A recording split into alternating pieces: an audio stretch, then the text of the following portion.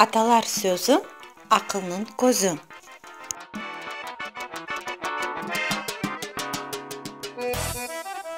Күлме қомшыңа, келір башыңа.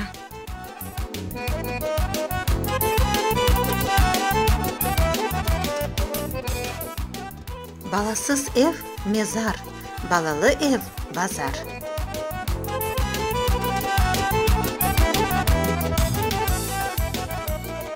Көкте той бар деселер, kadınlar merdiven kurmağa çalışırlar.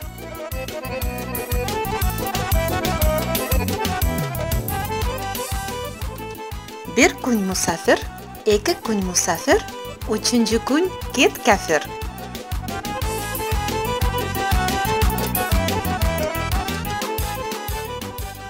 Kabahat baltada var, sapta da.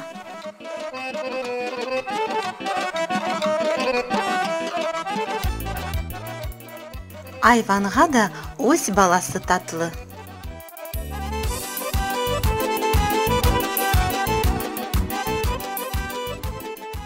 Артына баққан yol almaz.